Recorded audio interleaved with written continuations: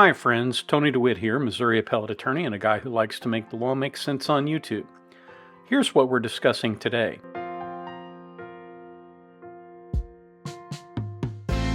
Here is an interesting fact. The government actually has done something good. Hard to believe, but it is true. Sometimes the government gets things right. If you have been through a divorce, you certainly know how emotionally draining that can be. And particularly if it is a marriage that lasted any period of time. My first marriage lasted for more than 10 years. It actually lasted for, I think, 15 years. During that period of time, I worked. During much of that time, she worked. And, at the end, when it all fell apart, it was really awful. And I think it was awful for both of us. And I am not going to stand here and lie to you and tell you that it was all her fault, because I owned a great deal of that. For one thing, I spent way too much time at work. I think that, when you do that, they say that absence makes the heart grow fonder, but unfortunately, sometimes they become fonder for someone else. And that's what happened. And it was, like I said, I had a large piece of that. Certainly, she had a little piece of that herself, but the bottom line is that you go through this and it really just tears you apart, and then you have to divide finances, and there are things like child support, all kinds of stuff that become an ongoing struggle. And at some point, the children are out of the house, things settle down, and you don't think about it much until you get to retirement age. And you realize that, that person went on to have a life and you went on to have a life. But it is quite possible that for many people, the issue becomes being able to live on Social Security. It's not at all uncommon for a spouse in the immediate phase after a divorce to have a great deal of financial difficulty. And particularly if one spouse is a high wage earner and another spouse is a lower wage earner, there are pretty significant impacts on a person's ability to retire later in life. Now, much of that has been addressed through, for example, in the divorce decree, a lot of times a quadro, a qualified domestic relations order, is entered, and it splits up some portion of someone's 401k plan. But even then, there may be situations where that spouse does not have the resources at the end of their working life. They may not have a good retirement plan where they work. They may not have saved for retirement, and they may wind up having to live on Social Security. And that can be a real problem, because a lot of times people, particularly people who have lower wage jobs, and sometimes even higher paid jobs that are in like the healthcare industry, they don't take time to plan for retirement. They don't put money away.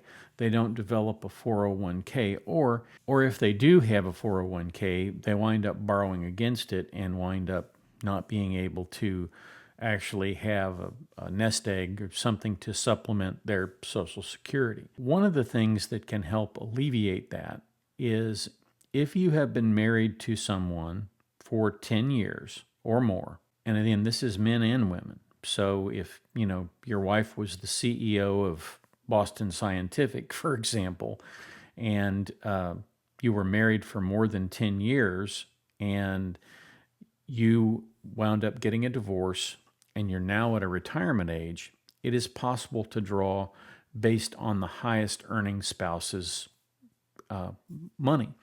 So let's look at this slide here. If you're divorced, your ex-spouse can receive benefits based on your record, even if you've remarried, if your marriage lasted longer than 10 years, your ex-spouse is unmarried, and your ex-spouse is age 62 or older. In addition, the benefit that they're entitled to receive based on their own work has to be less than the benefit that they would receive based on your work. In that regard, it doesn't diminish the high-earning spouse's Social Security, but it does provide some relief for someone who perhaps was not a good steward of their own retirement income and wants to draw from that other person. And I point this out because I think a lot of people are unaware of this and don't realize what a good deal, what a good benefit this is, because it doesn't diminish the ex-spouse's Social Security benefit.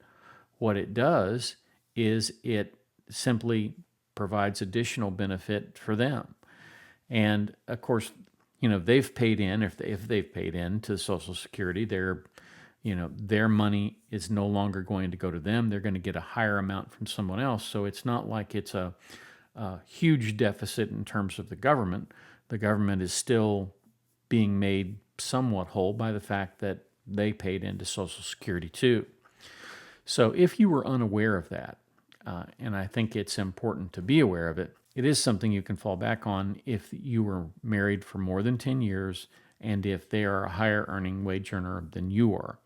It is at least worth talking to the Social Security office and getting that information and working with them to figure out what is the best way to benefit or augment your Social Security. If you're watching this and you know someone who could use this information, it would be a really kind thing to do to let them know that. And you can direct them to the Social Security Administration's benefits planning page, and they have all this information there. It sounds too good to be true, but it's one of the few things that actually is true. And, if you went through a divorce and, you went through that period of time where you just kind of hated one another, but now you've gotten to the point where, maybe you can tolerate being in the same room for more than 5 minutes with them, it might be a good idea to reach out and let someone know this if they didn't know it before. And the reason it's such a good idea to do that is not because it's easy to do, but because it's hard to do sometimes. It's hard to let go of things that are really troubling. But as somebody once observed, when you forgive someone, you set free a prisoner. But only later do you understand that you were the prisoner. So it's a really good idea to be kind and share this information, particularly if you're the high earning spouse and you believe that you might be able to help someone by letting them know this. And if for whatever reason they would never want to hear from you ever again, if you have children or you have mutual friends, let them know and have them whisper in their ear. It's a much easier way to get the information across if someone does still harbor bad feelings toward you. And, sometimes that happens. We're human. None of us are perfect. And even those of us who have, gotten past the initial insult, sometimes we carry a grudge and we carry it for a long time. And it's a hard thing to lay that down. Believe me, I get that. But you got to lay it down at some point. The sooner, the better as far as your mental health goes. Well, this is a short one today. That's all I have for you. If you have any questions, leave them in the comments down below. Like, share, subscribe, especially if you know somebody that this might fit. Someone, for example, who was married and is now trying to figure out how to live on what may be a smaller amount of Social Security than they were planning on. So again, feel free to share this if you would. And after that, do something nice for someone. Of course, sharing this with somebody who needed it would be kind of a nice thing to do also. But if you have an opportunity to do a kindness, do that kindness. And then come on back down here tomorrow and join us at the beach and we'll talk about something else fun.